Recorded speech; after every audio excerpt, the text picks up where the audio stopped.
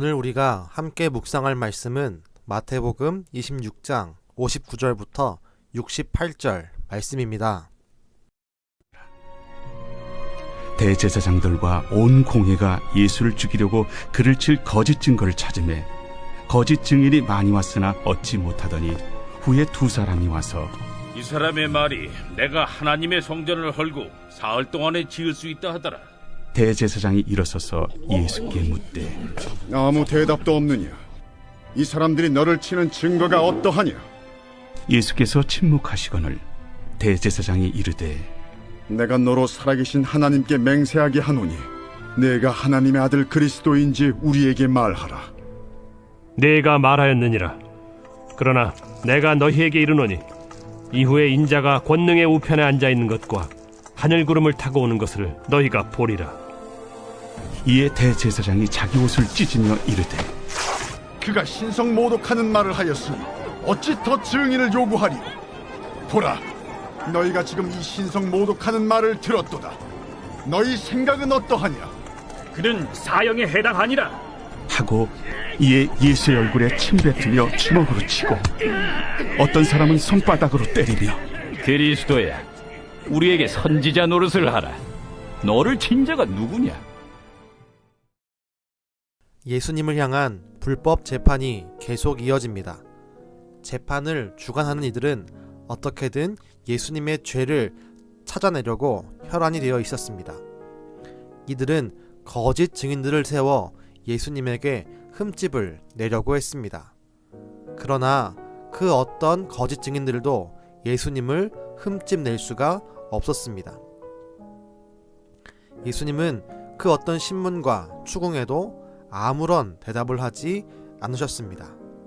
그런데 예수님이 드디어 대답하기 시작했습니다.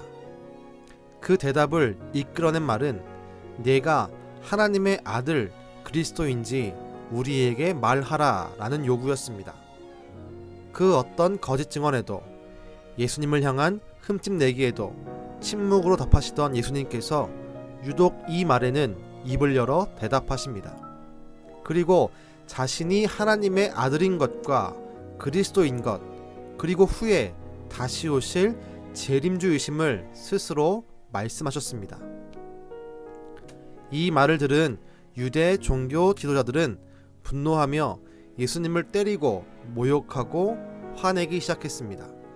그리고 신성모독죄로 예수님을 핍박하기 시작합니다.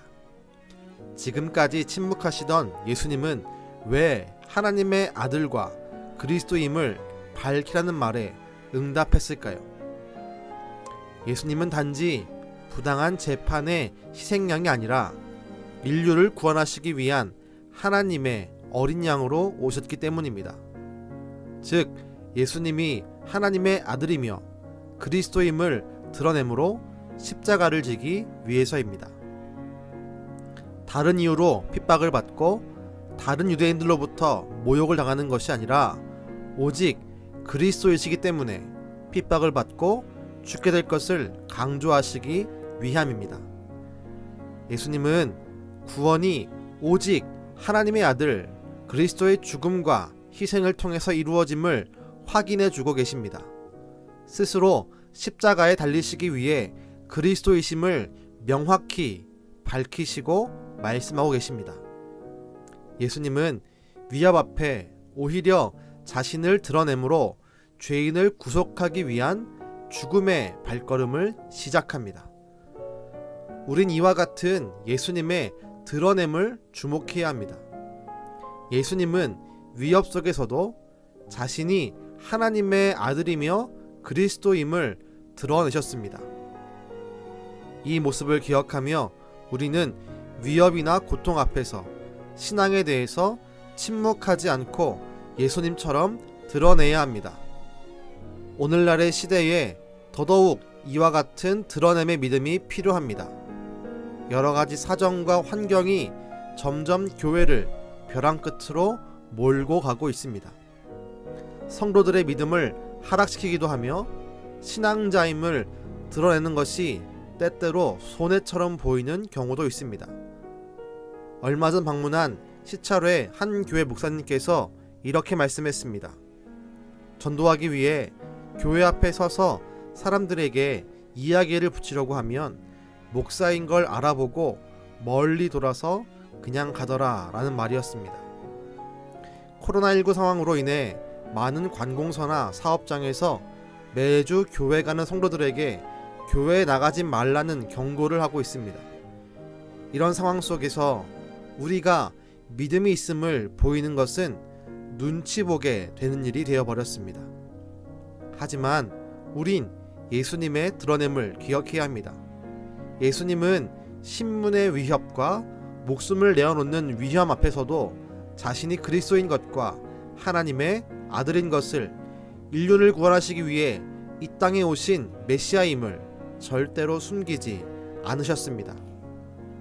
우린 그 드러냄의 영성을 배워야 합니다. 우리도 힘들지만 어렵겠지만 세상의 위협과 위험 앞에서 신앙을 드러내고 자신 있게 나타내야 합니다. 때때로 그 일이 부담스럽고 어려울지라도 우린 그 일을 해내야 합니다. 우리의 이와 같은 모습을 보시고 주님은 이렇게 말씀하실 것입니다. 내가 너를 안다고 말입니다. 바라기는 은강의 모든 가족들이 주님의 인정을 받는 드러냄의 영성을 가진 믿음의 가족이 되시기를 주님의 이름으로 축원합니다. 기도하겠습니다. 주님, 우리를 구원하시기 위해 이 땅에 오시며 수많은 위협과 고통과 위험 속에서도 우리를 구원하시기 위해 스스로 그리스도이심을 밝히신 예수님의 그 모습을 함께 배웁니다. 그 드러냄의 영성이 우리한테 있기를 간절히 원합니다. 어려운 시간과 환경 가운데 있지만 우리의 신앙과 믿음을 회방하는 일들이 많이 있지만 그럼에도 불구하고 우리가 어디에 있든 구원받은 자임을, 성도임을 보일 수 있는 믿음의 확신과 영적인 자신감을 우리에게 부어 주시옵소서. 우리가 어떤 상황에서도 주님을 자랑할 때 주님이 우리를 아시고 우리를 또한 자랑할 줄로 믿습니다. 우리에게 드러냄의 영성을 부으시고 우리의 모습을 주님 기쁘게 받아 주옵소서. 지금도 우리를 위해 모든 것을 예비하시는 예수님의 이름으로 기도드렸습니다. 아멘.